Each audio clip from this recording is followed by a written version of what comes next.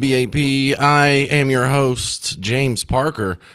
Happy Friday. In fact, this is sort of a special Friday because this being the first day of the month, for a lot of us, it's going to be May Day. It's gonna be May. But we do have a lot coming up. We have WeatherCon tomorrow.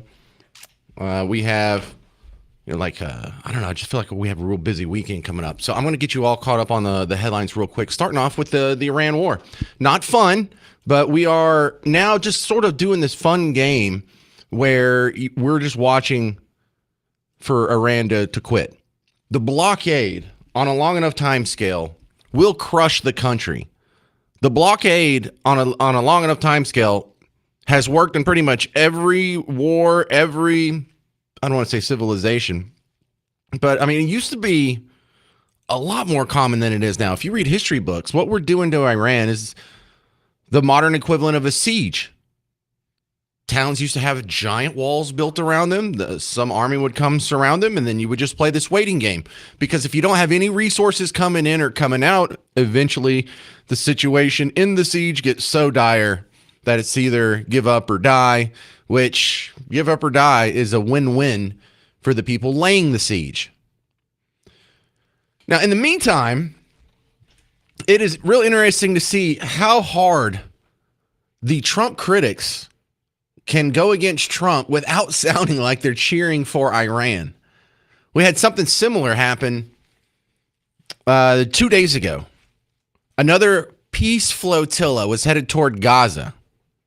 Which, make no mistake, these are connected. The whole situation with Gaza and October 7th wouldn't have happened if Iran had been taken out 5 years ago. The problems that we're having with Hezbollah, the problems that we're having with the Houthi rebels, the problems that we're having in about 8 other different arenas, a lot of that is, the genesis is the theocratic regime in Iran. So Greta Thunberg and some of her friends tried to go take, air quotes, humanitarian aid to Gaza again. Now, remember, they did this about a month or so ago, maybe 2 months ago, and they got pulled over. I guess that might have been like 3 or 4 months ago. But they got picked up by the Israeli Navy pretty quick. They got picked up by the Israeli Navy again, and it's kind of fun, kind of sad, because you see Mom Donnie, the mayor of New York City, come out and tweet about the flotilla getting picked up. New York City! And look, he's allowed to have opinions on things that aren't directly affecting New York City. Sure, of course he is. But the crazy part is, here, let me just read you his tweet.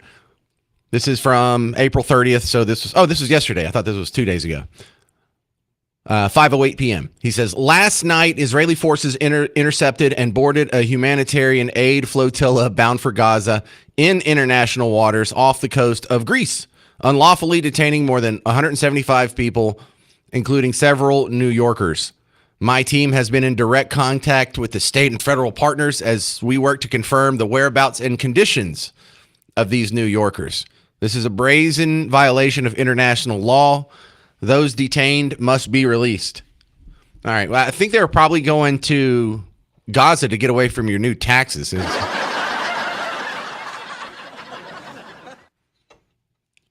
But what is he talking about? They must be released. Or what? What are you going to do? You're the mayor of a city on the other side of the planet. Hey, why don't you take care of your city first before you start demanding the Israelis turn over Greta Thunberg? Let me play you Michael Rappaport making fun of him. Now, Michael Rappaport is an interesting character in the fact that he's been a strong liberal, very outspoken, very anti-Trump. But this whole Israel-Gaza situation is breaking him because, he's Jewish. And he made fun of him this morning. It was pretty hilarious. Last night, a flotilla with Greta Thunberg. And my team's gonna be in contact with this illegal occupation and the apartheid and the illegal. And your team's gonna do what? Your team is going to do what? And you're gonna do what? Jack, why don't you send your guy Khalil Muhammad to do something? Where's Rama? Where the is Rama? Where's the free buses? My team. And your team's going to do what? Your team is going to do what? Nothing. Exactly. Nothing. Do they have to be on the wrong side of every issue? Because this is the weird bedfellows that you and I have both observed here. Now, Mamdani, an avowed Muslim, obviously siding with his Muslim brethren in this conflict. And he's not like a secular Muslim. He's outspoken about it. Yes, we're having prayer rugs and we're going to sit on the floor and we're going to eat with our hands and we're not going to assimilate to the regular first world cultures. They are in bed with she pretends like she's all about the climate, but she's just your regular old lefty feminist activist. That's it. But how are these two people on the same team? The Greta Thunbergs of the world and the Zoran Mamdanis of the world. You know, if you're okay with making the rest of the world Islamic, women are going to be oppressed. Have you noticed that? Have you noticed everywhere your ideology is in charge, women are oppressed? It just blows my mind that these two very obviously conflicting oil and water are on the same team. Do you want women to be oppressed or not? Because y'all haven't even settled that. And the only thing that drives them together, hatred of you, hatred of me, wanting to overturn Western civilization. One side wants to do it because they think it's an oppressive patriarchy. The other side wants to do it because it's Christian. Got it. That's all they have in common there. So the situation with Iran is in the wait and see. Coming up next, though, I'm going to have a chat with you about gas prices, and it's going to make the whole thing sound really silly. Because what you're going to hear next is what the national average is for a gallon of gas right now. And then over the last 50 years, if you adjust it for inflation, what has the average price of gas been over half a century? And we'll see if these two things are really far apart. Find out next on The James Show. News Talk 820, 93.3 FM, WBAP.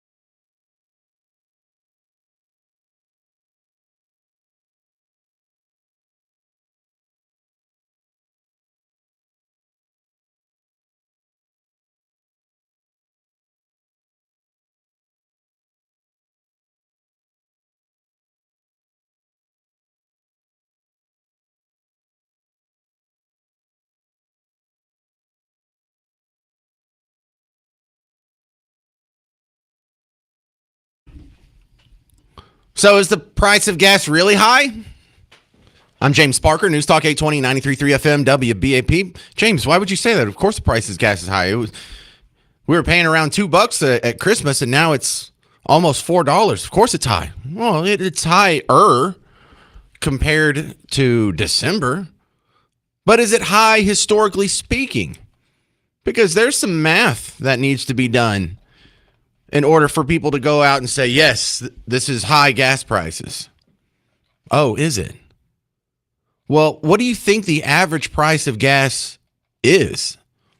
How do you know we didn't just have unusually cheap gas for a while there and now it's just returned to normal? How do we know that this high price of gas is somehow high compared to previous presidents? All right, so let's dismantle all that. You know I have the answers. I'm asking rhetorical questions here. The highest national average weekly price for regular gasoline in the United States under President Obama was $3.97 a gallon in May of 2011. Now, if you adjust that for inflation, that comes out to $5.83 a gallon in 2026 dollars. So that's much higher than we're dealing with now. All right, well, let's go to good old Biden here. The price of gas under Biden peaked in May of 2022, which was, even nominally speaking, higher than it is today, $4.44 a gallon. But if you adjusted it for the last few years, I guess 4 years of inflation here, that comes out to $5.02 in current dollars. So what if we took the average price of gas over the last 50 years, and in each of those years, we adjusted those for inflation into today's dollar? I'm sorry, this chart's for 20 years, the last 20 years. Over the last 20 years, the average price per gallon adjusted for inflation, the low estimate, depending on how you want to crank it out, $4.08 a gallon, maybe $4.20 a gallon. So now that you have that baseline, what do you think the average price of gas is today? So even if we're generous here, $4.08 a gallon is the low estimate for the average price of gas over the last 20 years. Today, the national average, $4.39 a gallon. So it's 8% higher than the low estimate on average. If you wanted to take the high estimate, it's only, 4% more? So we're pretty damn close to the historic average middle price of gas. That means for half the time that we've been around, gas prices have been higher in the last 20 years. The price in Texas, though, $3.89. So the historic average, even if you take the low estimate over the last 20 years for the price of gas, for a gallon of gas at the pump is $4.08. Right now, you just went to the pumps and paid less than that. You are paying less than average for the price of gas. In fact, we're paying less than average in most states right now. You understand? And if there wasn't these blue states cranking out all kinds of taxes and regulations and summer blends and low sulfur and all these other regulations artificially inflating the price, we would all be enjoying gas right now. That was less than the average price of gas over the last 20 years. Of course, you have to adjust that for inflation. California has got the highest price right now, though, $6.06. Oh, my goodness. What are they doing over there? Oh, that's right. They hate capitalism, and they're just going to run face first into reality until they figure that out. So there's your update on gas prices. Isn't that fantastic? And one more thing. Here's another just beautiful piece of context that the James Show is awesome for. I'm going to play you Colbert. Stephen Colbert, who's about to lose his show, under Joe Biden, when gas was much higher than it is now, above $5 adjusted for inflation, he was saying he was willing to pay more for the cause.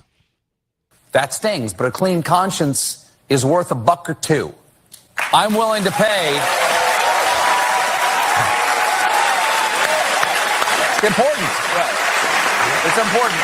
I'm willing to pay $4 a gallon. Hell, I'll pay $15 a gallon And that was to fight climate change. That wasn't even to fight a real enemy.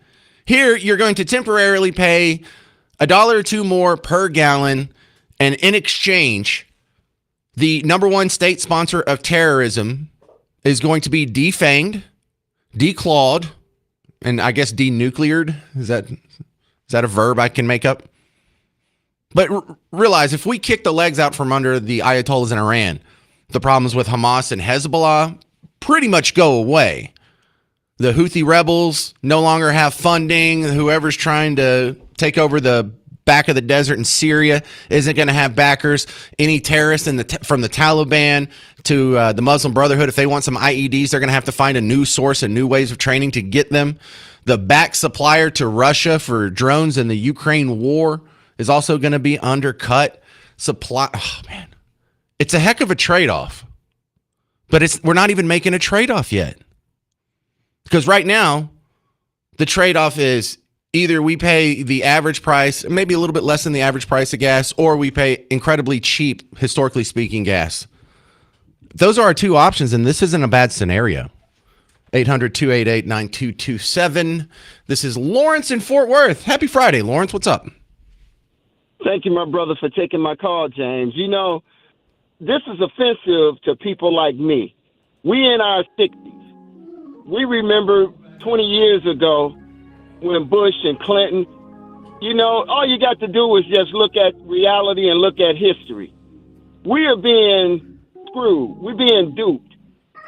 We're supposed to be energy efficient.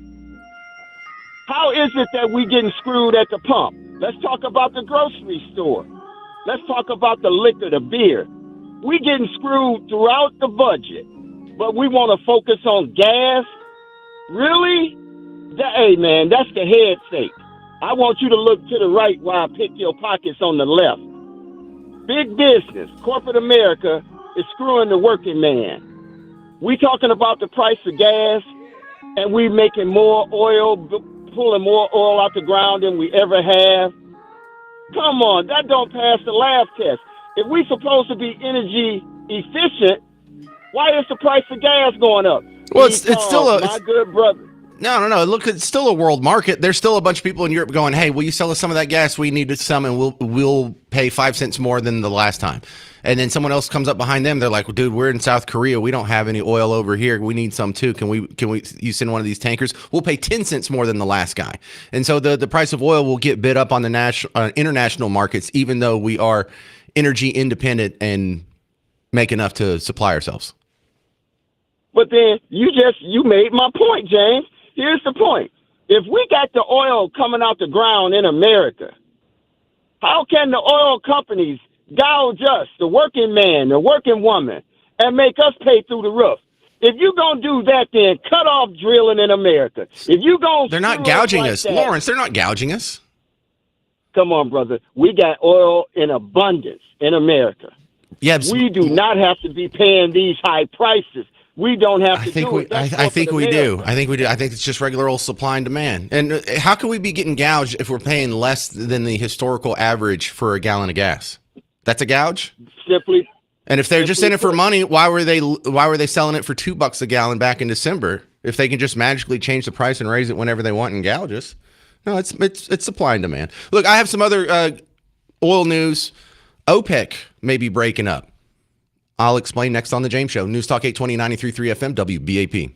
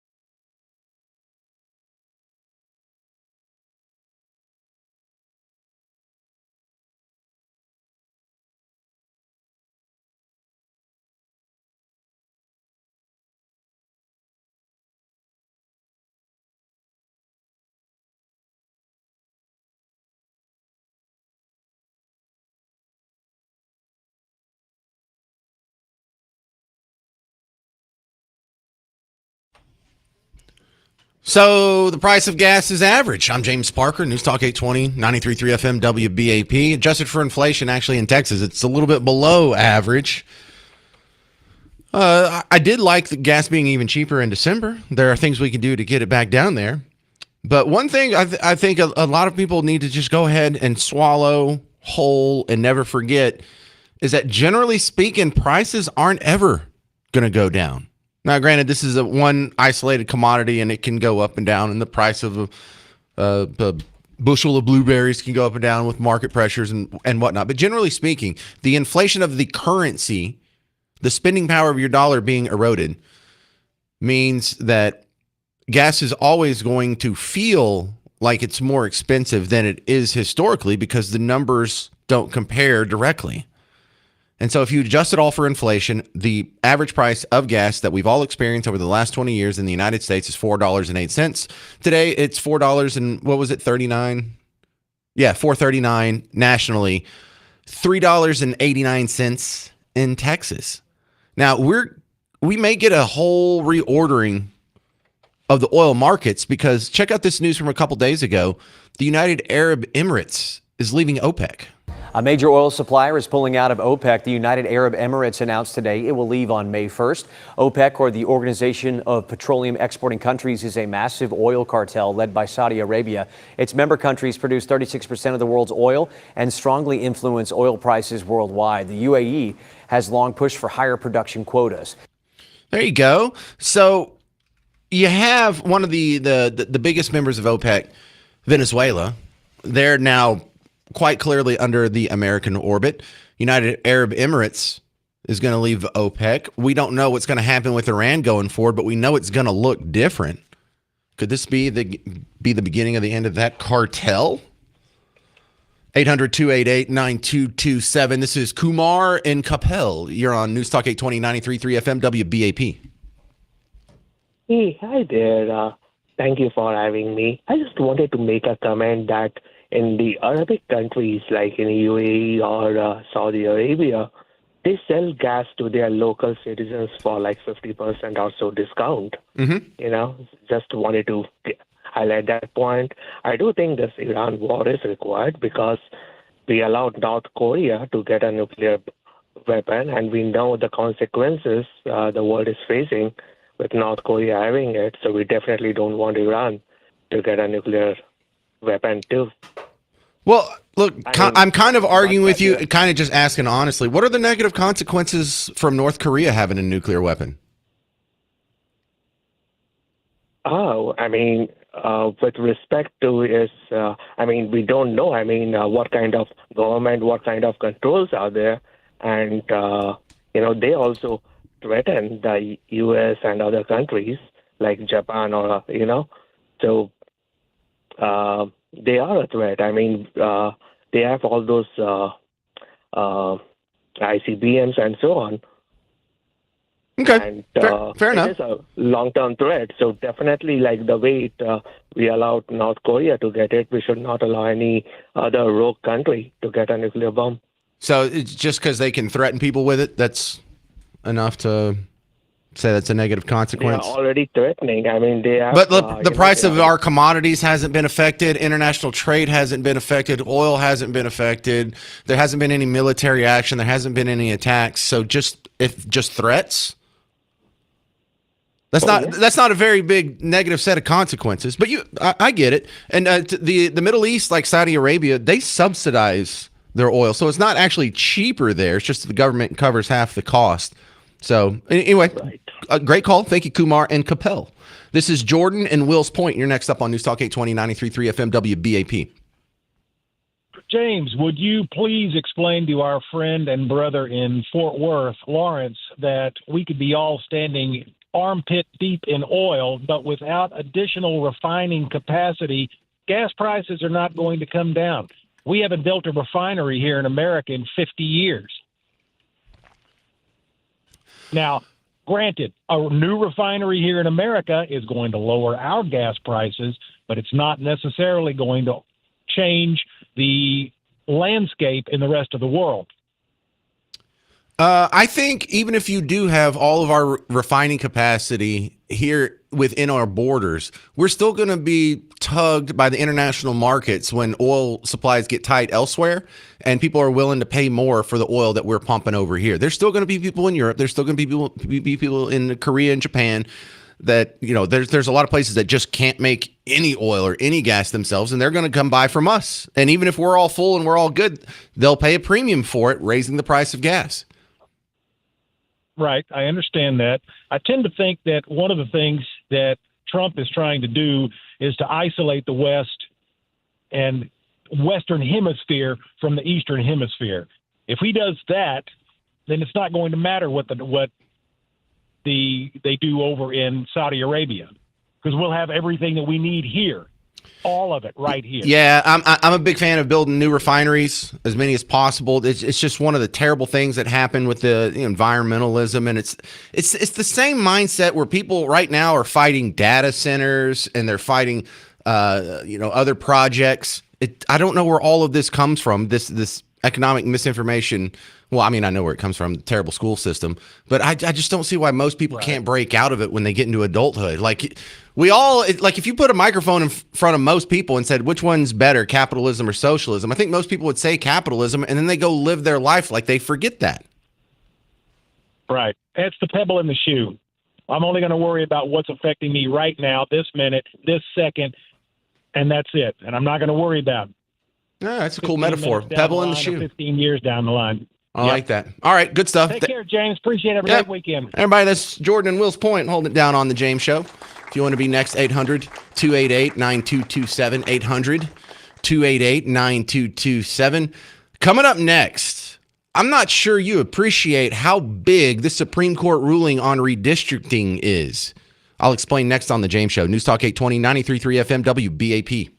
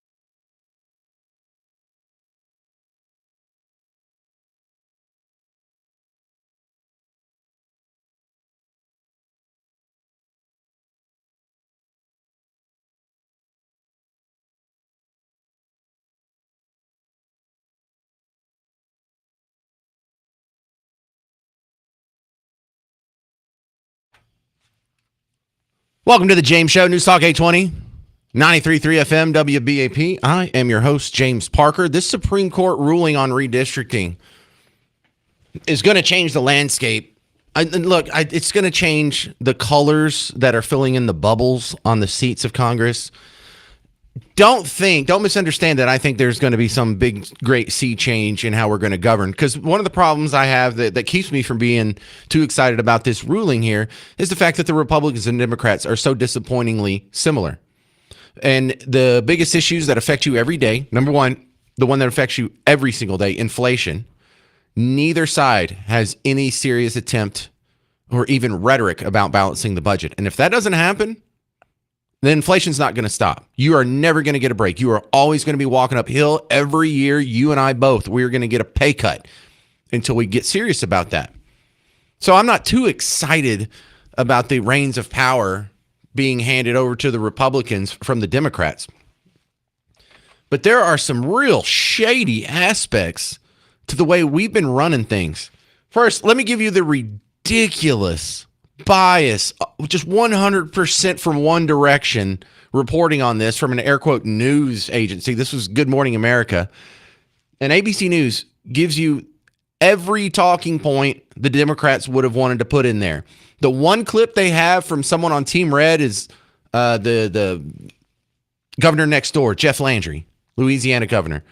And he's like, well, at least this is all behind us. And they don't make any points in the affirmative on this story. This is 100% biased, but we can learn a couple things from it. Hang on. This morning, the Supreme Court delivering a major blow to the landmark Voting Rights Act. The High Court sided with a group of white voters in Louisiana who argued one of the state's two majority black districts was improperly drawn and relied too heavily on race. Louisiana's governor praising the decision. I think this whole race baiting race issue on the redistricting has been put to bed finally once and for all. Justice Samuel Alito writing, race can only be taken into account when there's evidence that a state intentionally drew its districts to afford minority voters less opportunity because of their race. But Democrats argue that ruling effectively guts the Voting Rights Act, signed into law by President Lyndon B. Johnson in 1965 at the height of the Civil Rights Movement, to ban discriminatory voting practices. The ruling also means only one of Louisiana's 6 congressional districts will now be majority black, even though black voters make up 1/3 of the state. Congressman Cleo Fields represents the district now ruled unconstitutional,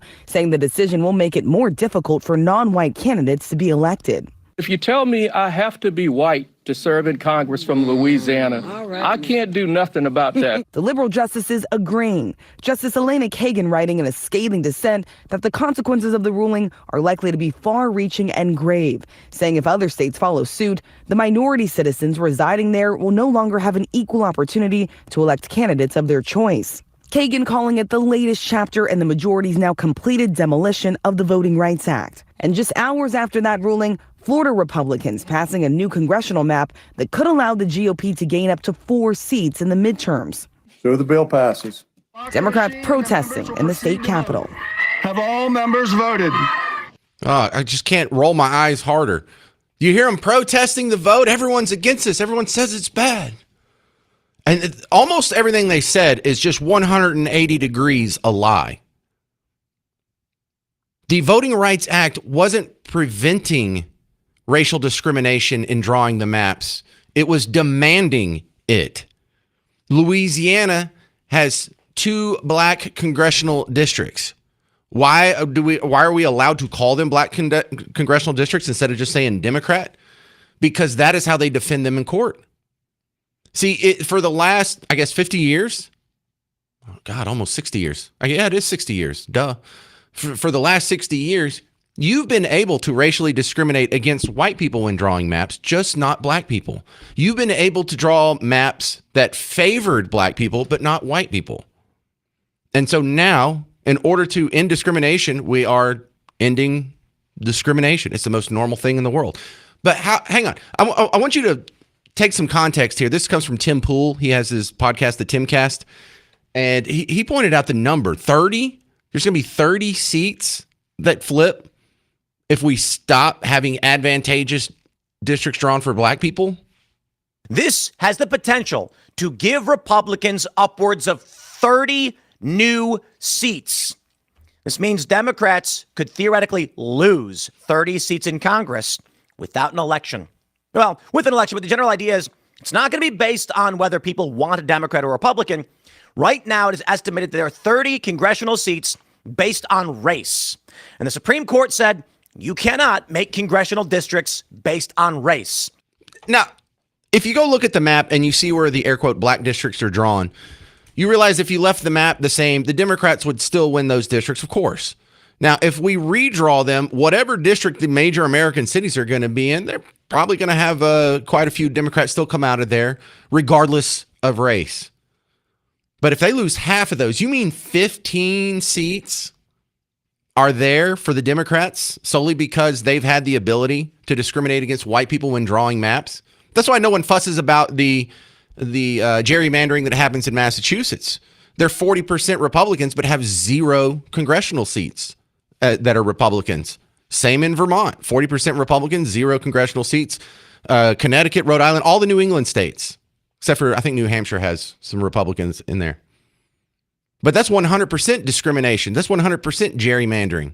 But that's okay because that was against white people and that has always been legal. Now we've just leveled the playing field and it's called discrimination. But without this ability, without this power, the Democrats are just going to default lose 15 seats. How much of their power is even real? You know, you learn that the Southern Poverty Law Center was funding all these other groups. So that was all fake. You learn that they're bringing in illegals to try and get them to vote, and it's working in a lot of places. In fact, there's 2 people in the Los Angeles City Council, County Commissioner Court, one of the LA County, whatever. And they have a proposition, it hasn't passed yet, but it might, that would allow non-citizens to vote. How much of their power is even legit? 800-288-9227, 800-288-9227. And coming up next, I'm going to blow out of the water this idea that black people are going to be somehow disenfranchised by this. I'm James Parker. This is The James Show, News Talk 820, 93.3 FM, WBAP.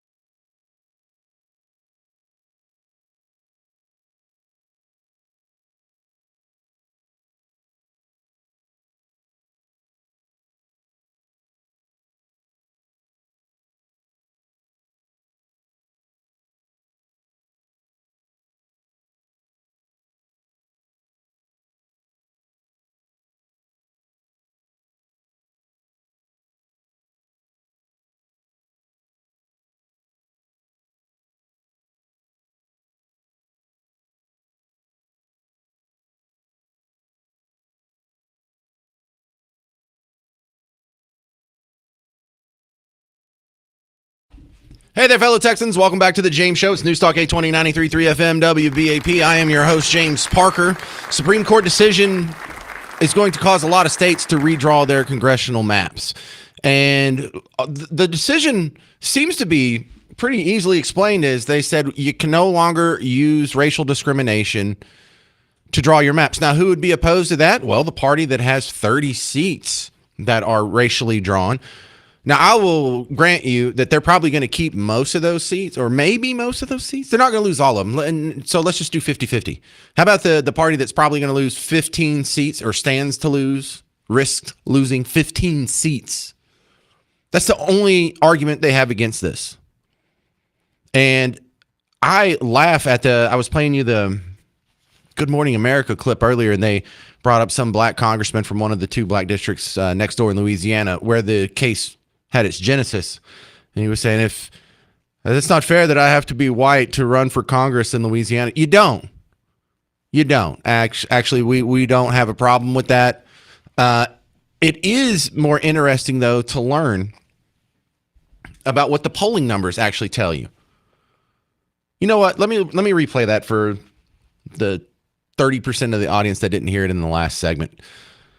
WFAA, or no, not WFAA, the Good Morning America package on this Supreme Court ruling on race and redistricting. I want you to listen, not necessarily to Jeff Landry, which is probably the least flattering clip you could pull of the governor, where he's stuttering and not making any points, but listen to the guy, the congressman, try and act like, well, they're putting me out of a job because I'm black. Just listen to that part. This morning, the Supreme Court delivering a major blow to the landmark Voting Rights Act. The High Court sided with a group of white voters in Louisiana who argued one of the state's two majority black districts was improperly drawn and relied too heavily on race. Louisiana's governor praising the decision. I think this whole race baiting race issue on the redistricting has been put to bed finally once and for all. Justice Samuel Alito writing, race can only be taken into account when there's evidence that a state intentionally drew its districts to afford minority voters less opportunity because of their race. But Democrats argue that ruling effectively guts the Voting Rights Act, signed into law by President Lyndon B. Johnson in 1965 at the height of the Civil Rights Movement, to ban discriminatory voting practices. The ruling also means only one of Louisiana's 6 congressional districts will now be majority black, even though black voters make up 1/3 of the state. Congressman Cleo Fields represents the district now ruled unconstitutional, saying the decision will make it more difficult for non-white candidates to be elected. If you tell me I have to be white to serve in Congress from Louisiana, I can't do nothing about that. The liberal justices agreeing. Justice Elena Kagan writing in a scathing dissent that the consequences of the ruling are likely to be far-reaching and grave, saying if other states follow suit, the minority citizens residing there will no longer have an equal opportunity to elect candidates of their choice. Kagan calling it the latest chapter in the majority's now completed demolition of the Voting Rights Act. And just hours after that ruling, Florida Republicans passing a new congressional map that could allow the GOP to gain up to 4 seats in the midterms. So the bill passes. Democrats protesting in the state capitol. Have all members voted? You know, that should almost be illegal. They're not going to have the ability to choose their own candidates. We're taking away their ability.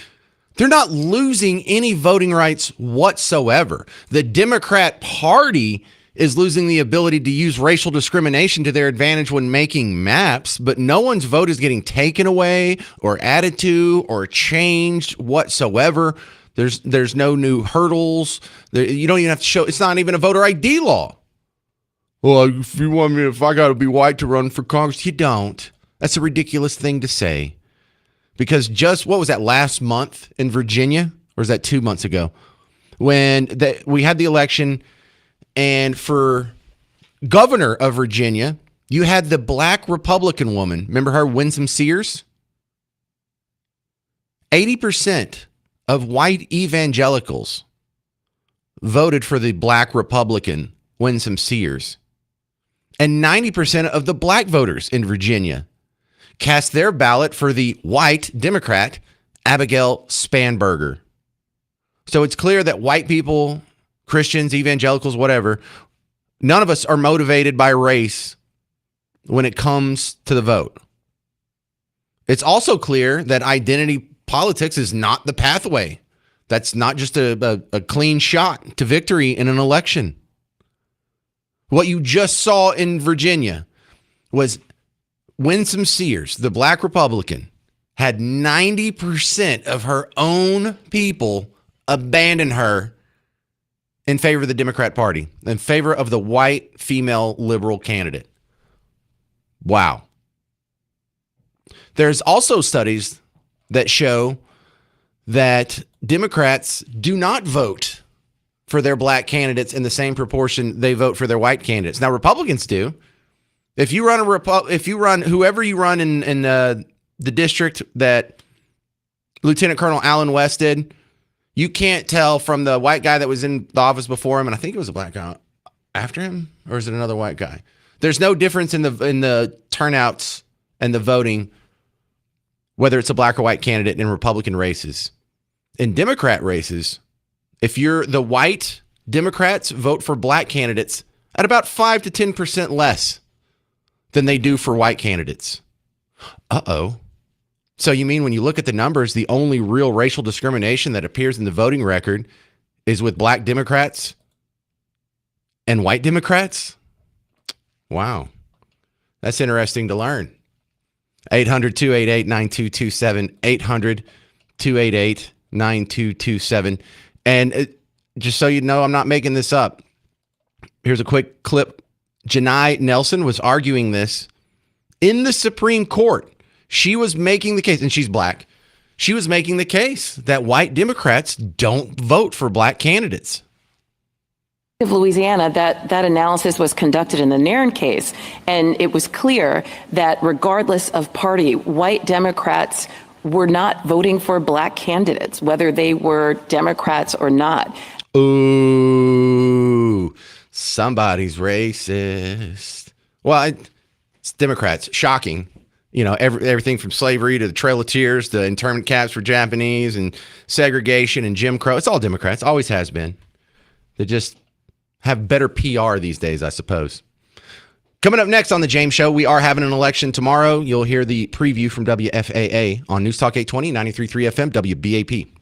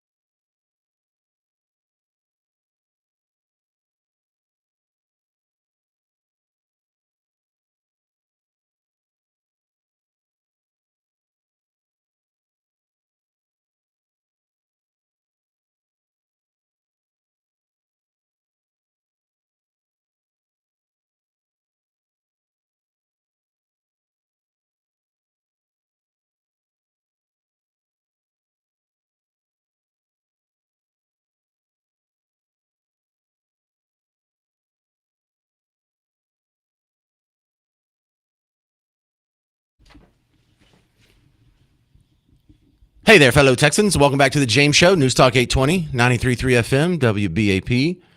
I am your host, James Parker. Yeah, the Supreme Court ruling on the redistricting maps has a bunch of people scrambling here. And one of the reasons why it's a big story isn't just that the Supreme Court this week made the ruling. It's that we've already had states jump in and act. Florida already passed a new map that's going to give the Republicans more seats. Louisiana, in a move that is seen as kind of controversial, they actually postponed the elections. I think they were supposed to have elections this weekend like we have, but they postponed them. And a lot of people are saying, oh, we told you the Republicans are going to cancel elections. They're a threat to democracy. No, the Supreme Court literally just said their voting maps are illegal, and so they can't use them. But that's going to give enough people the ammunition to say the hyperbolic things to scare people. But addressing this, it feels really easy.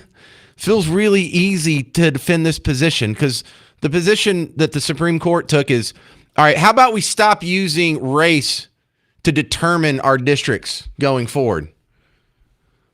And that seems to be, I'm fascinated the people who are arguing against it. I'll give you an example. There's a friend of mine named Teddy. I mean, I say he's a friend. He's a listener. But he's been a listener since New Orleans, and he followed me digitally over here. But he's a great commenter. He's a black fella, and he disagrees with me on this. He says, listen, Louisiana's majority black congressional districts weren't created randomly or as a political favor. They were required because of a long documented history of racial vote dilution and enforced under federal law from the Voting Rights Act of 1965. Yes, agreed. Right. They weren't created randomly, and it wasn't as a political favor to the Democrats. It was actually to shore up the votes of black people who were getting gerrymandered out. But who was gerrymandering them out in the 60s when the Voting Rights Act was passed? Oh, that's right, Democrats. Teddy also puts in the next comment he sent on Facebook. But why was it required, James? Don't omit the reason it was required. Yeah, because Democrats in the South were oppressing and exploiting black voters, right? And then I love this one, because he's a big believer in the party switch. He says, James, do you mean the Dixie Democrats who hijacked the Republican Party in the South? Please stop with the shenanigans. Don't pretend you're ignorant of the Barry Goldwater fiasco. Now, we didn't switch parties. It's not like the Democrats adopted all of the Republicans' positions and the Republicans adopted all the Democrats' positions. That's ridiculous. The Democrats have always been the party of big government. They've always been the party of socialism. They're the ones who started the progressive income tax, Social Security, Medicare, Medicaid, all the social programs. Right. So they've always been socialists. So you got to admit they haven't changed their economic policies. They've also historically been, throughout the entirety of our country's history, the party of racists. They were the party of slavery. They were the pro-slavery party. The Republicans were formed specifically to abolish slavery. That was their number one issue. And then since that happened, they were still the party of the Trail of Tears. I guess that was before the Civil War. They were a party of segregation, party of Jim Crow, party of internment camps. They were the party of the KKK. FDR put a Klansman in the Supreme Court. The Republicans never took up the mantle. You realize when Democrats stopped lynching our black neighbors, the lynching stopped. It's not like the Republicans said, well, we're going to do this now. It's not like when the Democrats finally, we squished them out of segregation, the Republicans like, hey, build an extra bathroom. We'll make the black fellas go in that one. No, there was no party switch. The Democrats, and they're still the racist ones. They still, you can tell in their voting record, they discriminate against black people. But they are a much more, they've gotten better. They're a much more benevolent form of racist than they used to be. They have improved. The parties haven't stayed the same. The Democrats have evolved a little bit, but don't act like the Republicans ever picked up the mantle. So yeah, this voting rights thing, when you look at it like just the raw numbers, isn't it shocking how this has been the law of the land your entire life? But this still gets called a white supremacist country. I'm sorry. For the last 60 years, we've been allowed to discriminate against whites systemically, like it's written into the law in black and white. It's not a microaggression. It's not something you can't see or feel or taste or touch. It's not invisible. It's written in the law. It's written in the law that just got overturned 60 years later. And I realize, it was an overcorrection for the years of mistreatment of our black neighbors by the Democrat Party. I think it should have been gone long ago. I probably wouldn't have done it in the first place. But now there's definitely no good excuse for it. And if we're going to ever get past racism in America, we have to stop discriminating against people based on their race. And this was a step in that direction. And I'm just amazed at how many people are fighting this.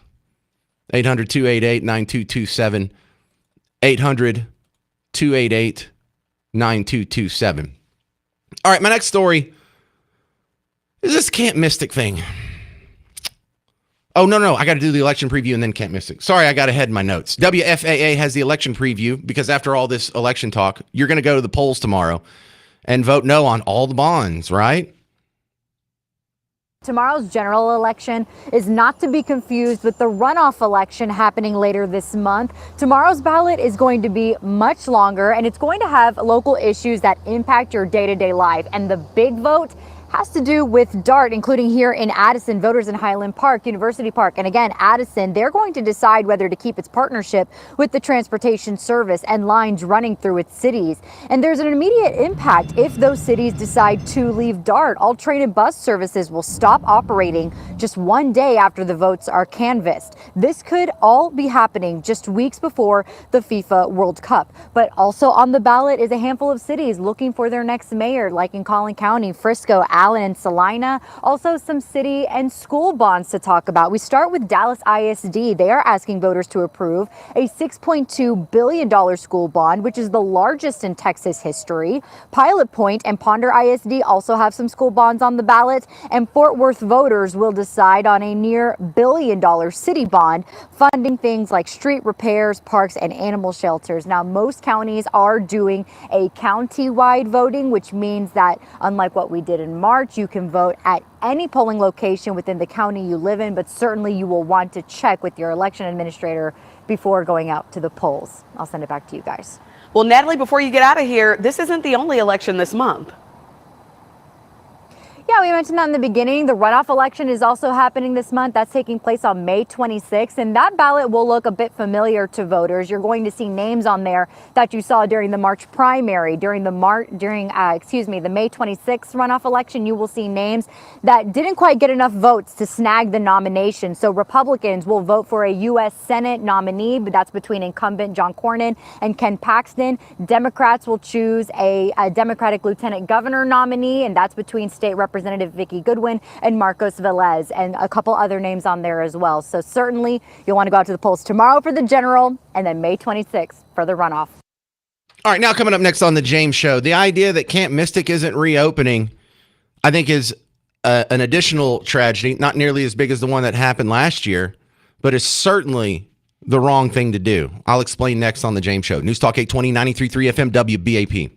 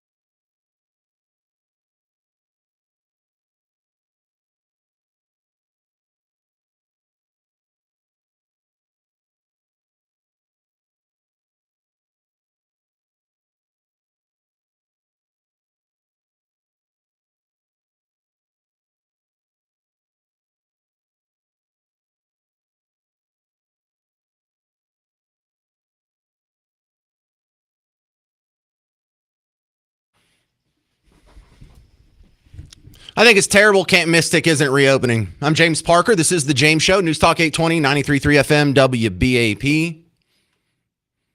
So Camp Mystic is the place where in the flooding near Kerrville last year, was it 20-something, 27 people lost their life? Most of it campers, kids, some of it was counselors. The owner of the place actually died. Now, this happens a lot.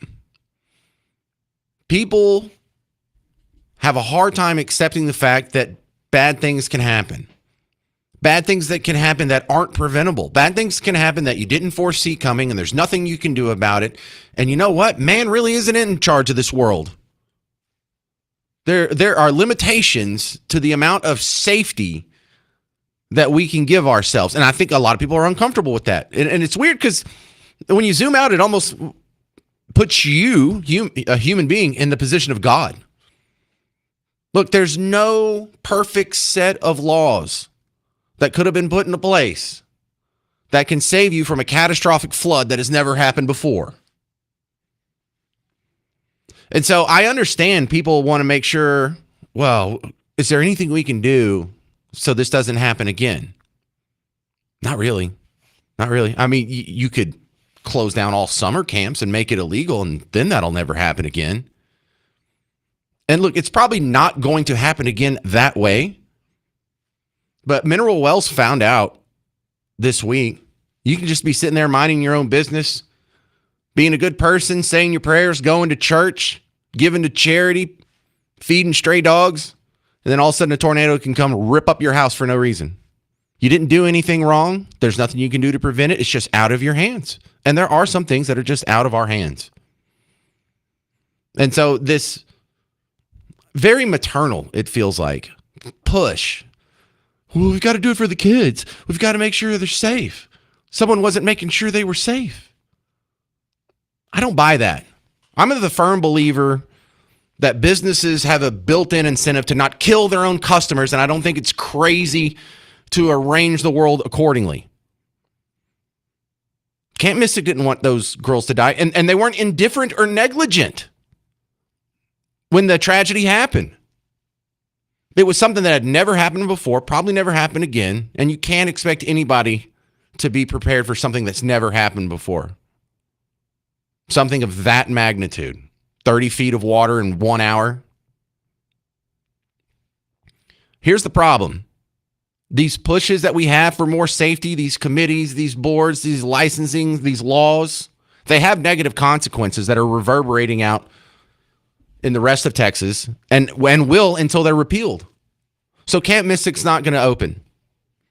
The trade-off is that hundreds of little girls aren't going to get to make the memories they otherwise would have made. They're not going to get to meet each other. They're not going to get to network. They're not going to have that experience. You have diminished the standard of living for thousands of children. Camp Mystic isn't the only camp that's not reopening this summer. There's hundreds of them.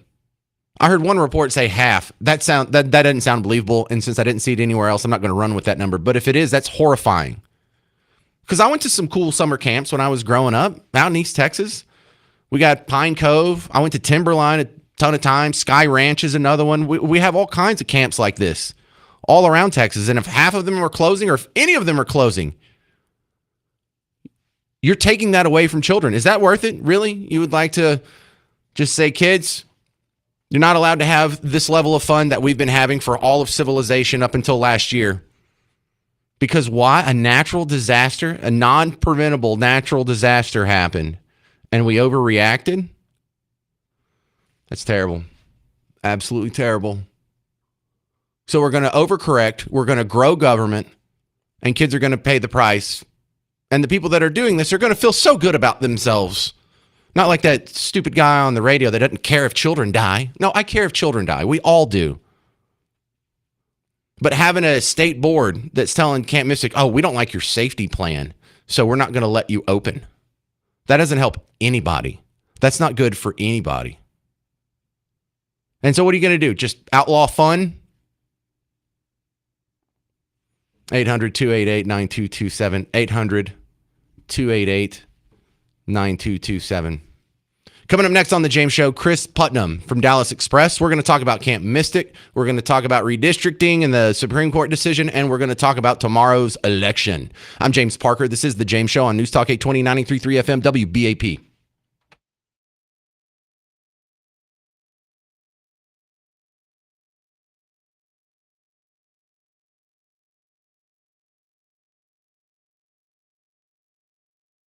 Yes, we should, actually, yeah.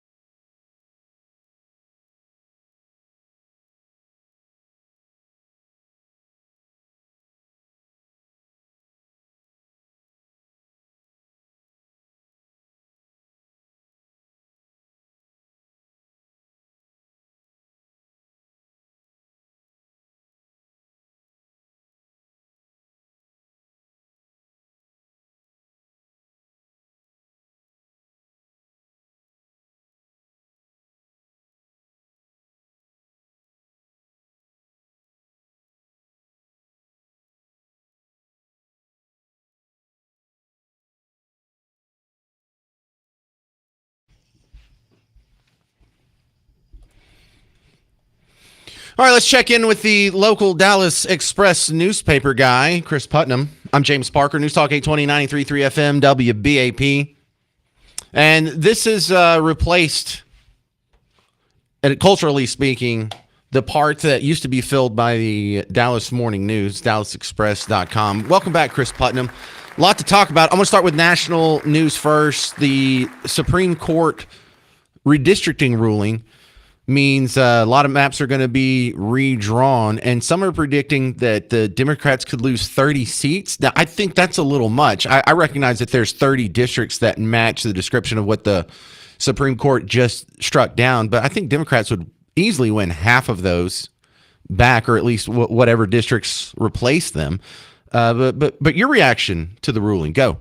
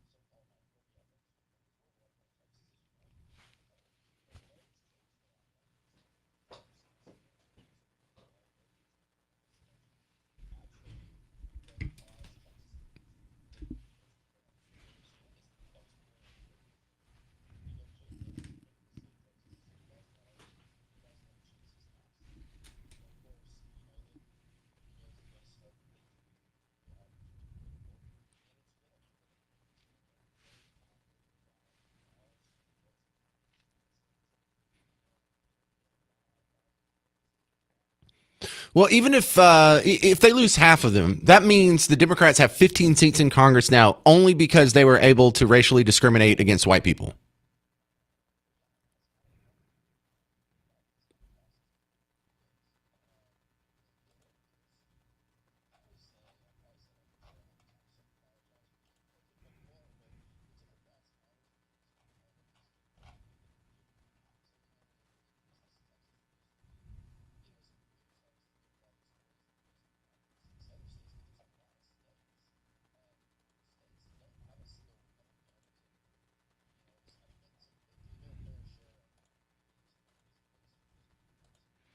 Agreed. Let's come into some local news here. Ken Paxton has announced an investigation into some H-1B visa fraud that Sarah Gonzalez exposed. It's interesting to see how these people, it feels like they would have got away with it had it not been for these snooping kids.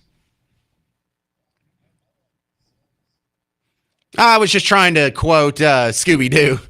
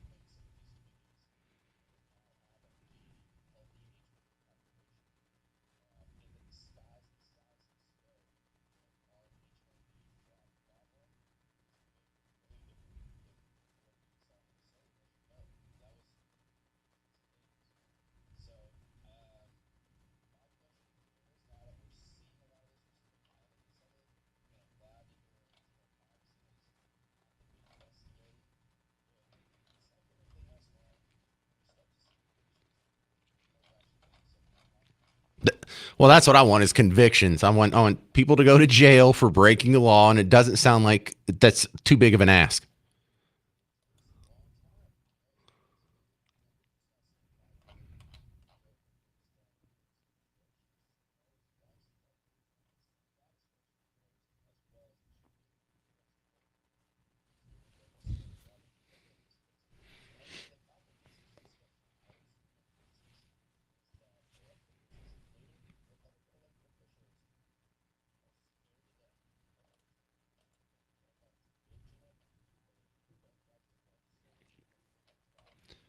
What are they? Are they scared the Chamber of Commerce Republicans will pull the rug out from under them?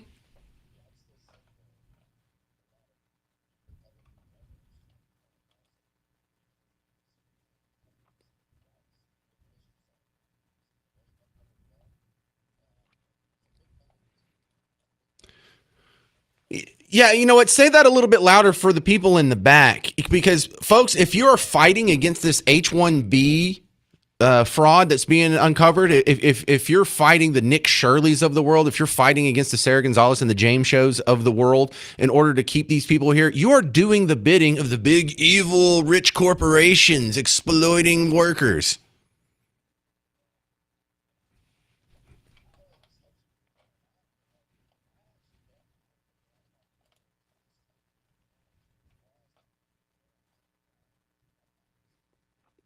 Oh yeah, not at all. Because the guy that has the restaurant with a bunch of illegals in the back, if he doesn't do that, then he's going to be undercut by all the other restaurants around him that are doing that. So yeah, there's only so much blame you can put on the business owners themselves until you get to that really high level. The high level, the people that are, influencing the way the laws are written and stuff, there's our problem, not the little business owners around town.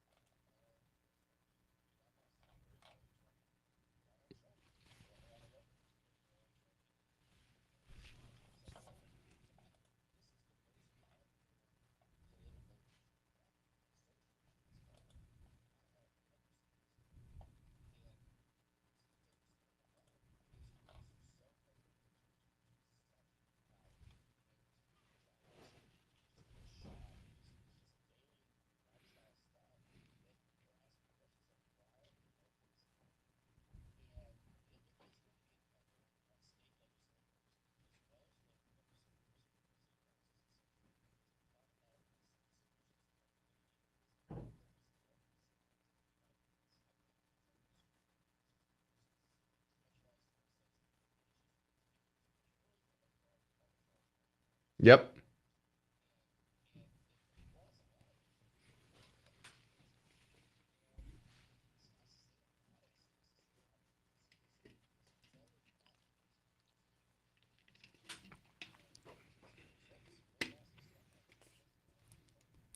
All right, Chris Putnam from the Dallas Express. What do you foresee happening in tomorrow's elections?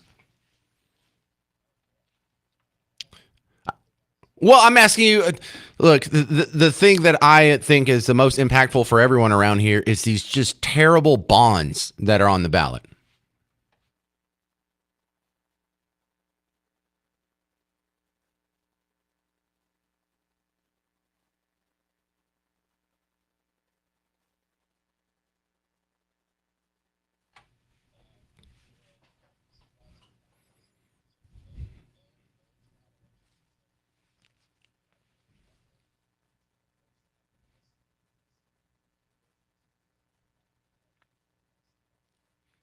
Yeah.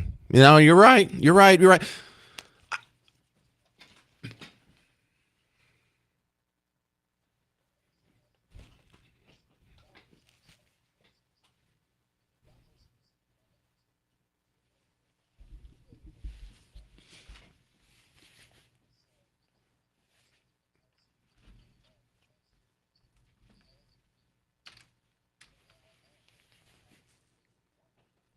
Yeah, we do the same dumb things out in Bug Tussle. There's a big bond for Bug Tussle Junior College right now, and I see these idiots online that are like, "I'm willing to pay $7 a month more in property taxes if it means we can have better educated." Shut up! Shut up!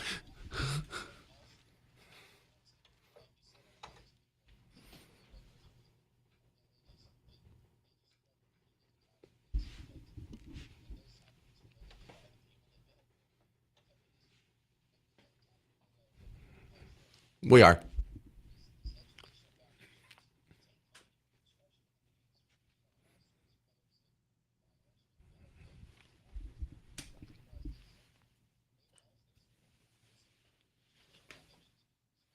Oh. Yeah.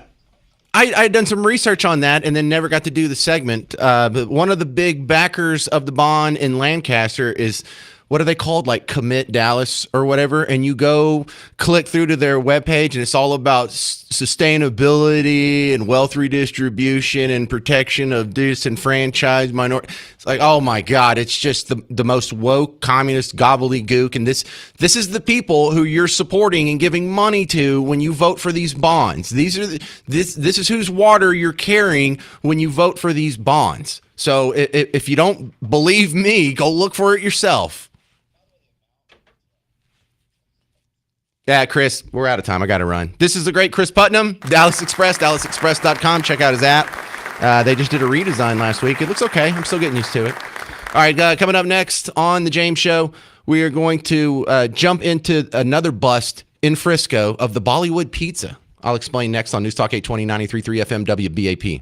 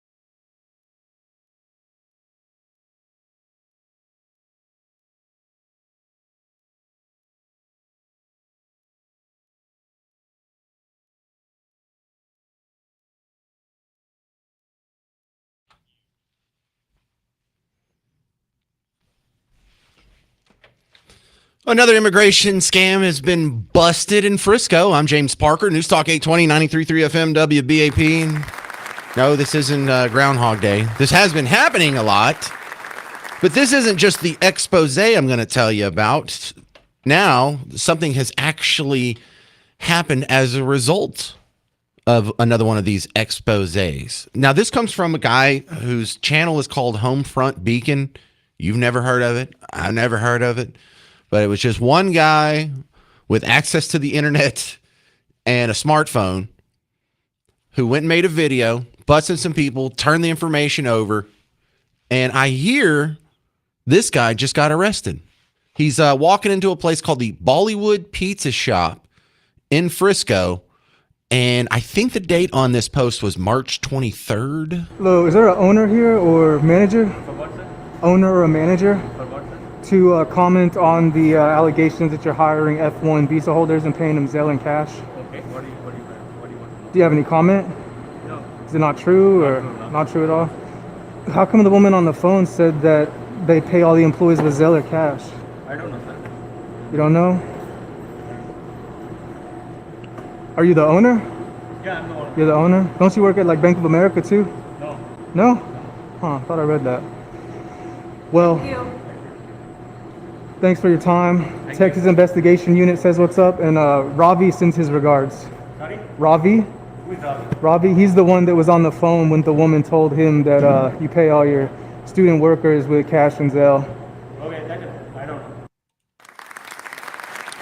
So he said he doesn't work at the bank. He doesn't work at Wells Fargo. What? He just got fired from Bank of America. That's the update from Homefront Beacon's page as of yesterday. If you go to this guy's X feed, we used to call it Twitter. This is amazing work.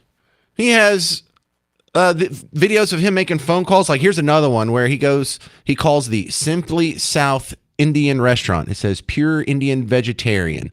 It's in some sort of strip mall in McKinney. And the post says, we're seeking a full-time restaurant host with a friendly demeanor and exceptional communication skills. The ideal candidate will have a background in customer service experience with the Toast POS point of sale system is a significant plus.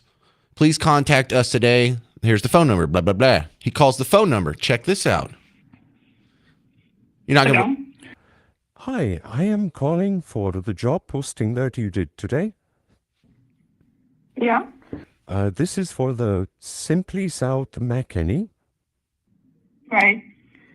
Yes, I was interested in the job because I have restaurant experience for 5 years now and Toast POS as well.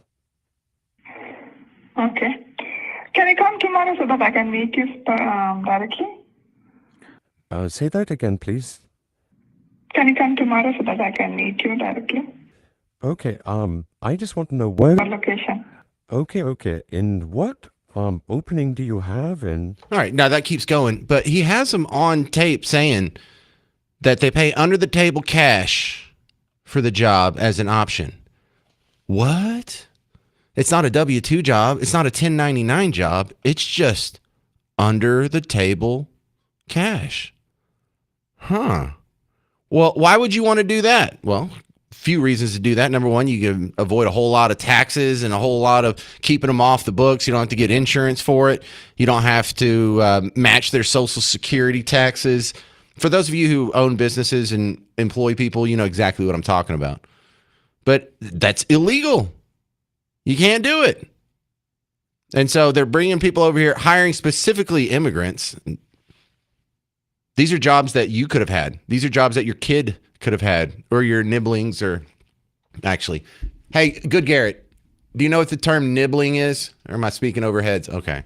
Nibbling is the catch-all phrase for your nieces and nephews. Like siblings are your brothers and sisters, your nieces and nephews are nibblings. So they asked about the visa status. The OPD. Okay. But I can do the check or the cash, whatever is easier for you. Yeah, I can do whatever's easier. Just pay me under the table illegally. And it's just another guy with an account going around busting people. And hopefully this guy is going to get deported. But if you're doing this, can you send this to me instead of making me track you down online? Can you help me out? If you're not doing anything weekend, go bust some of these people and send me the video. This stuff is great. And look, I could spend a lot of time. Here's another one where he's calling another one. This is what this guy does. What a useful use of your time. What a productive use of your time is what I should say. You know, I feel dumb because I get on X and I watch a lot of dumb videos. I watch a lot of cat videos. I'm really into cats. I like to watch people fighting, especially in fast food restaurants. And I don't mean professional fighters. I mean people who have no business fighting.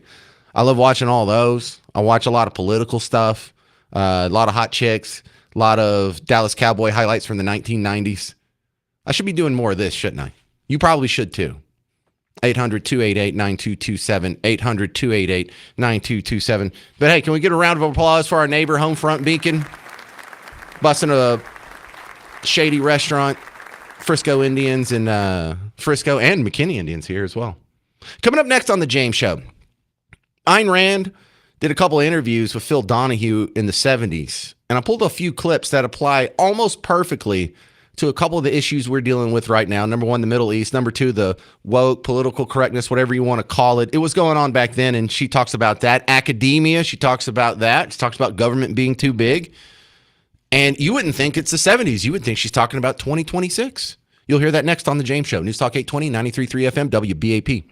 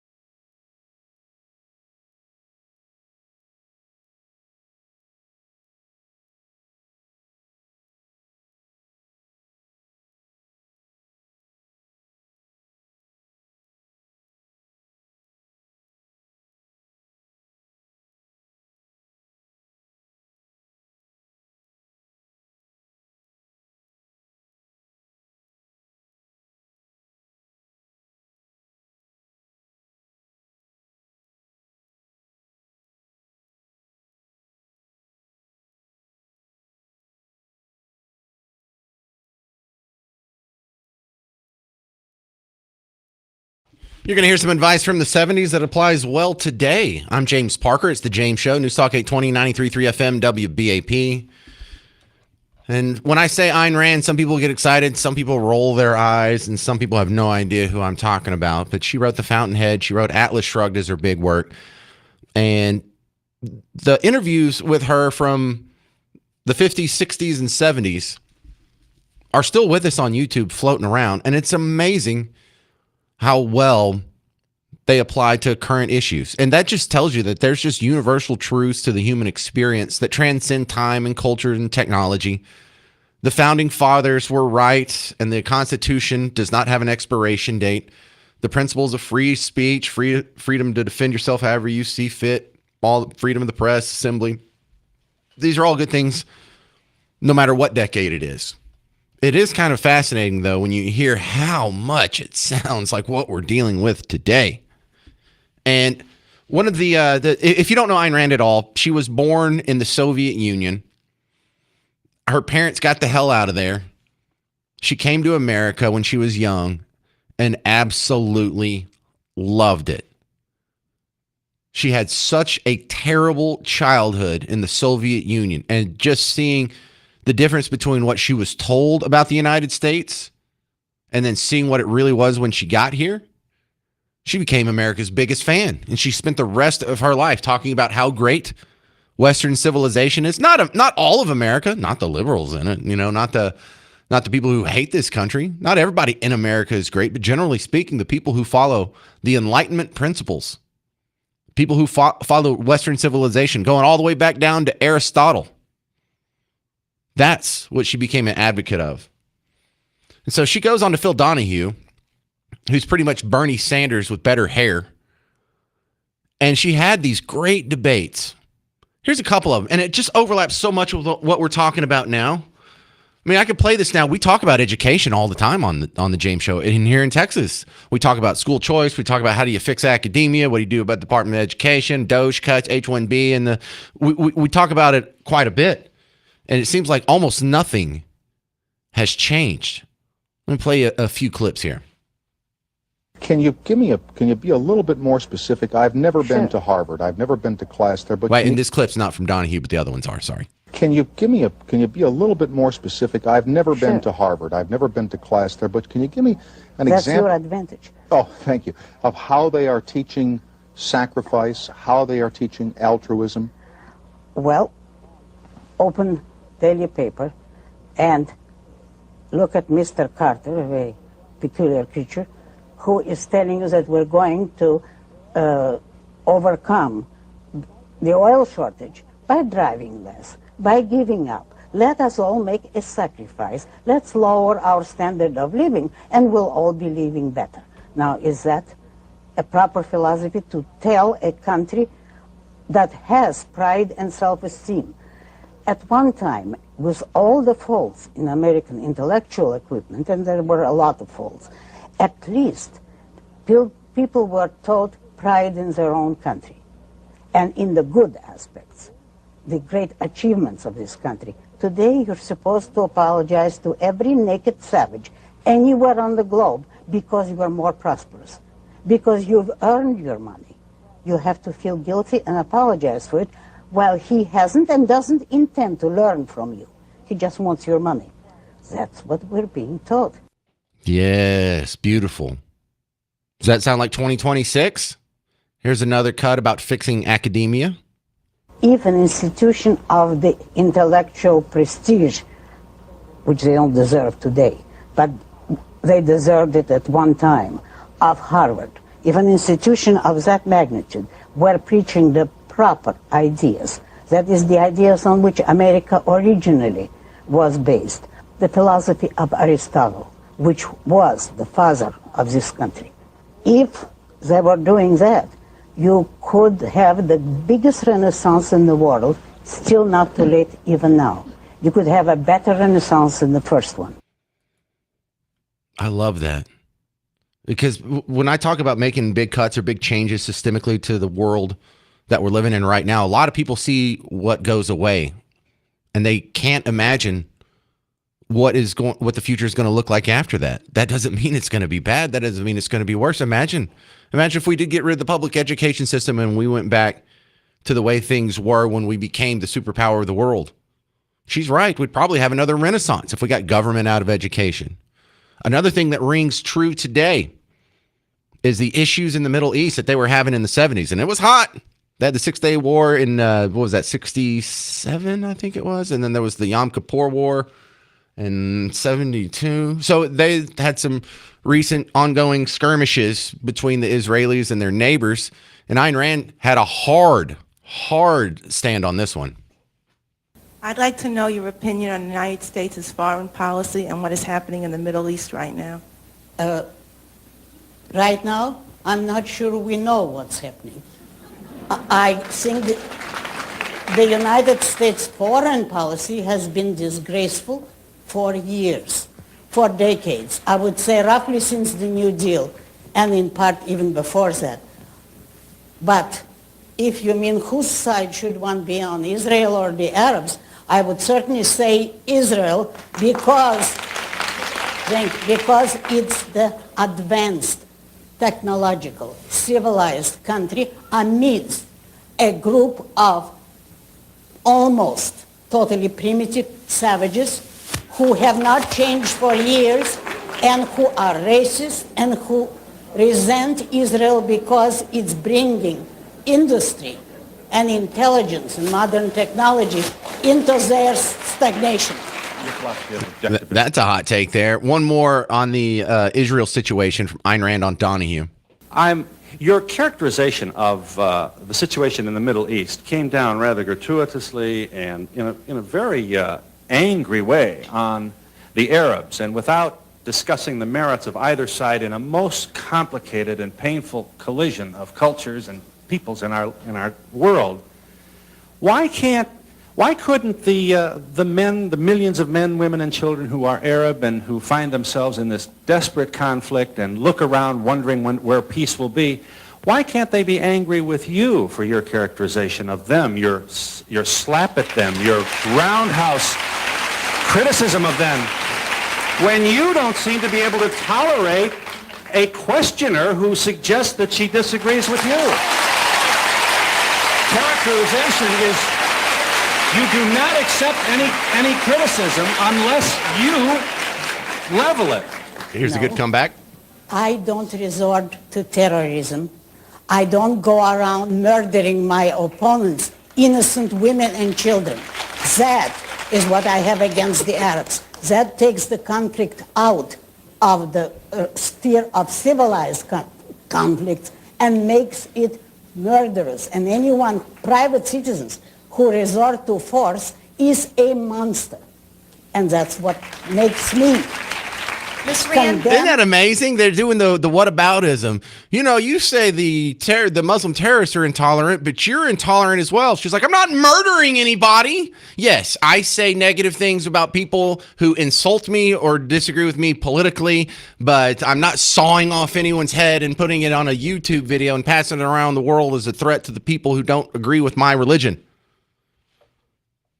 Just damn good stuff. Coming up next, I got to give away some tickets to go see Sting. Sting's going to be at the Pavilion at Toyota Music Factory on May 10th. If you want to win 2 tickets now, we're playing Name That Artist next. Go ahead and call in right now. 800-288-9227. 800-288-9227. Name That Artist next on The James Show. News Talk 820, 93.3 FM, WBAP.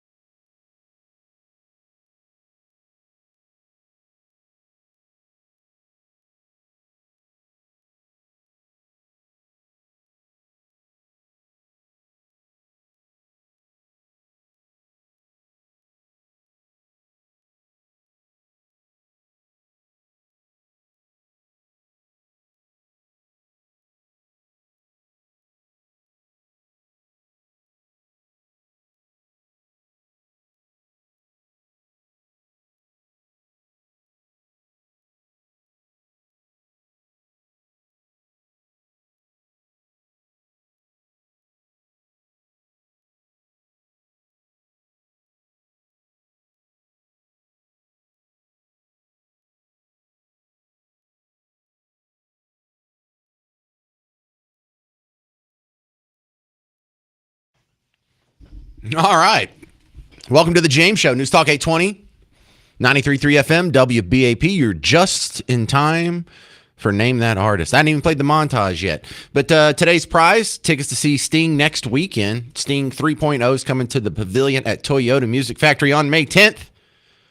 If you want tickets, livenation.com, because we already got some contestants here. Or if you want to call in, 800-288-9227. There's a couple slots still left open for you fine people on hold.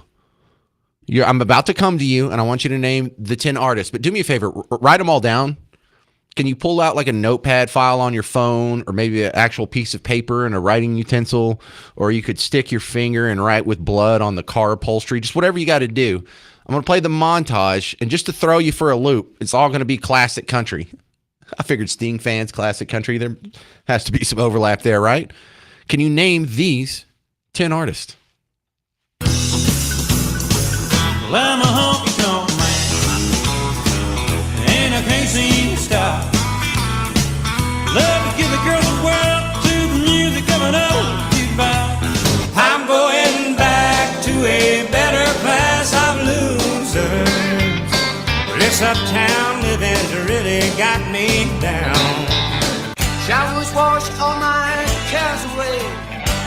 I wake up to a sunny day, 'cause I love a rainy night. Yeah, I love a rainy night. You can tell everyone that we're through, and you might even believe it too. But darling, there ain't no getting over me. Amarillo by morning, up from San Antonio. Everything that I got is just what I've got on. I wish you could have turned my head and left my heart alone. Ever since I met you, baby, you have done me wrong. I'm just a common man, drive a common van. My dog ain't got a pedigree. If I have my say, gonna stay that way.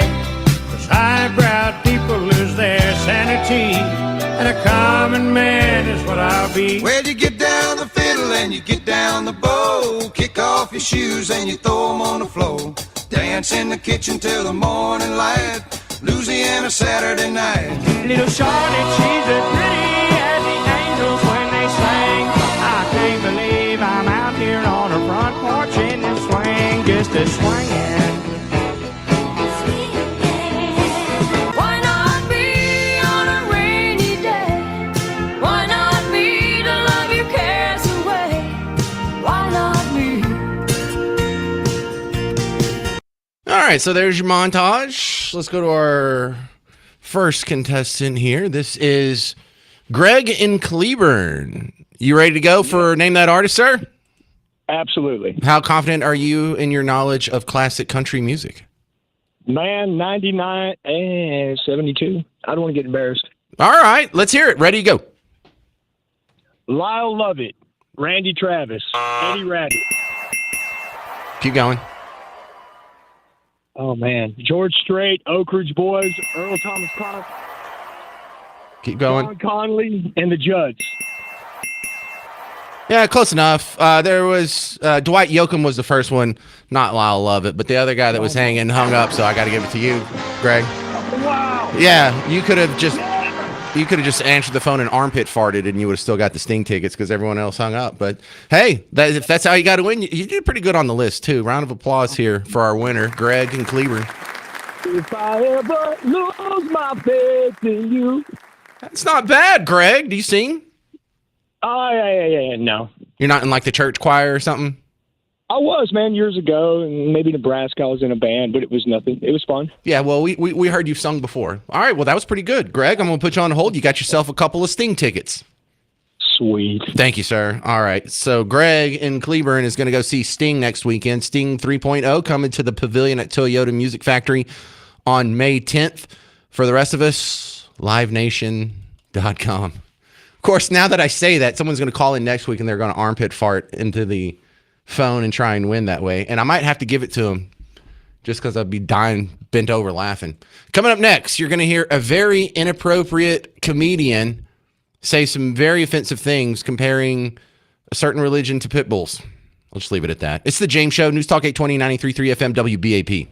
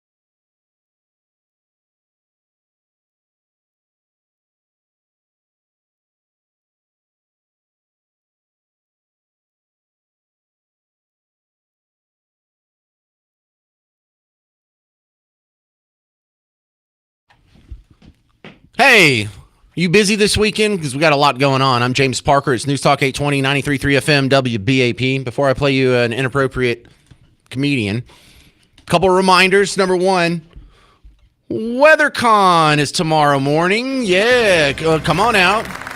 Look, we're not starting it until 9:30, so you can go ahead and sleep in until like 8 or so. But the reason you want to get there a little early is because the first 200 people who show up, you get a bag of some swag. In fact, I've got the hat. The hats this year are trucker hats, so it has the blue front and the mesh in the back is red, and it's got a big WeatherCon patch on it. It looks pretty cool. It's worth showing up just for the hat, but we only have 200 of those bags, so once they're gone, they're gone. But look, I got 4 kids, and I know how hard it is to find something to do where you spend quality time with the kids that is oriented for both of you. Usually there has to be some sort of sacrifice. The kid is tagging along with something mom and dad want to do, or mom and dad are tagging along with something kid wants to do. But in this one, there's stuff for both.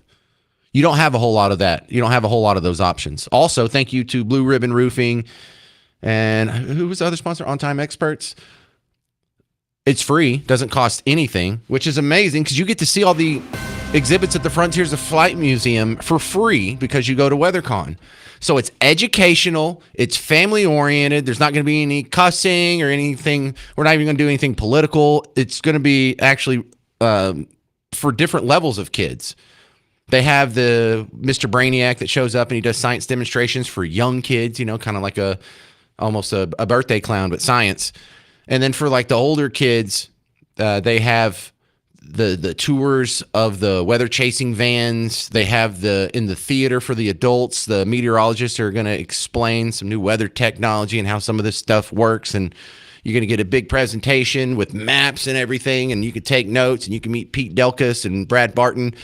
I have a feeling though, about half of the people who showed up to WeatherCon, because this will be my third one, they just want to meet Hal J, which is totally understandable. Your boy's been on this station for 40 years. 40 years. So most of the people listening grew up listening to Hal J. If you've been a WBAP listener all this time, that's probably your biggest draw there.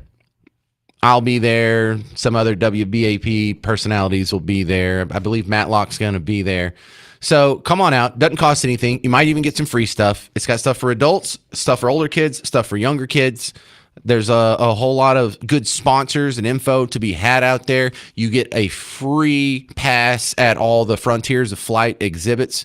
And one of them is the space capsule. They have one of the Apollo space capsules that's usually behind me wherever they set up our table. And then I'm going to be on the microphone doing announcements and giving away prizes, and we're going to have all kinds of stuff to give away. I don't even know what all's in the bag this year, but a lot of gift certificates and things like that. So come on out. I would love to meet you.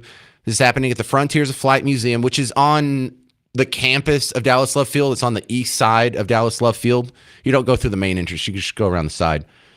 So that's awesome. Also, Gene Simmons wanted me to tell you to go see his new movie, Deep Water, which is hitting theaters tonight. So the guy who directed it, Rennie Hanlon, you know him from Die Hard 2. He did Cliffhanger. He did Deep Blue Sea. Isn't that what it was called? It was a shark movie in 1999. I remember Cliffhanger. That was amazing. This is another shark movie, but it's got a little depth in it. It's got a little more character development, and it's not just a bunch of jump scares and blood. It's there's an actual storyline going on there. It's really an amazing movie. They had the premiere for it on Friday of last week at the Angelica Theater over at Mockingbird Station. What a cool setup. And because it was one of the premieres, a week early, the director and Gene Simmons, the executive producer, both came out. They watched it in the theater with a couple hundred people. And then I went up and I moderated a forum where I was asking them questions, and we did a question answer session in front of the crowd. So I got to meet the director of the movie and also Gene Simmons, who was really nice. Well, except for one part. I was sitting, we were on stools, so we were kind of sitting but kind of standing. And so I was already up there when Gene and Rennie came out, and we got up to take a picture and turn around and do like a selfie with the whole theater behind us. And Gene Simmons, he's like, you did a good job. You know, that's how he talks. He's like, you did a good job. I appreciate that. I was like, hey, cool to meet you too, Gene Simmons. And then he kind of looked up and he goes, I didn't realize you were taller than me. I hate you now. I was like, oh, that's hilarious. That's great. Gene Simmons hates me, Mom. This is great. Yeah.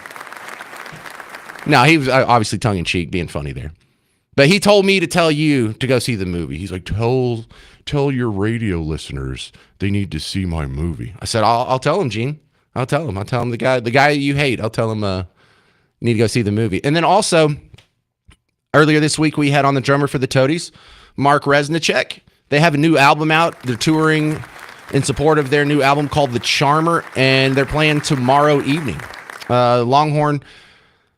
It's Longhorn Ballroom, but I hear they built like a new amphitheater out back, and I haven't even seen that with my own eyes. So it's at the Longhorn, but I think it's a new outside stage that I'm not aware of. But that's happening tomorrow too.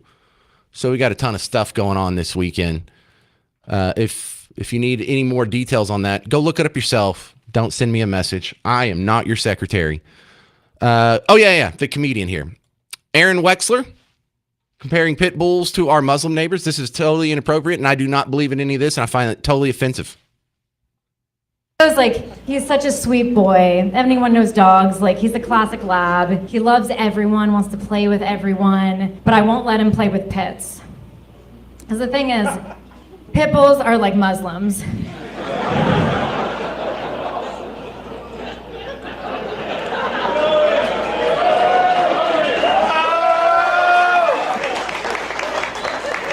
By the way, the few people who aren't excited about this are the pit bull owners in this room. Listen, they're not all violent. Most of them aren't, but somehow almost every violent attack happens with them. They're like the Al-Qaeda sleeper cell of dogs, you know? You'll see a pet for years, so happy, so sweet, and then they get a signal that we don't see, and they're activated, and your face is torn off. And then you have some liberal white woman defending it, saying that you shouldn't put it down, and that somehow it was your fault. They're like, well, all the ones that I grew up with were super peaceful. Great, we should put them in our dog parks, because it worked out so well in all the other dog parks, right? This is a breed that was they made it just recently. It's meant for illegal fighting. And we have to pretend that all those years of inbreeding and raising them from a young age to fight, like that just goes away and suddenly they're westernized, domesticated. And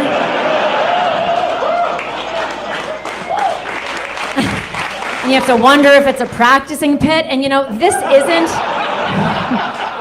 this isn't a metaphor for anything. Aaron Wexler, y'all. That was terrible. I'm so offended. All right, to make it a summer of live music, there's a special going on with our friends at livenation.com. They have a Summer of Live promotion. They did this last year where you get $30 tickets if you go right now through May 5th to this special web address, $30 tickets to some of their hottest shows. Jimmy Eat World, Guns N' Roses, Billy Idol, Motley Crue, Tim McGraw. So it's only running through May 5th, 1 week. And you go to livenation.com/Summer of Live. That's it. Not Summer of Love, Summer of Live. Livenation.com, Summer of Live. Get some $30 tickets. Thank me later. All right, go have a good weekend. And I'll join you back tomorrow. On Monday. I'm James Parker. This has been The James Show. Mark Levin is next on News Talk 820, 93.3 FM, WBAP.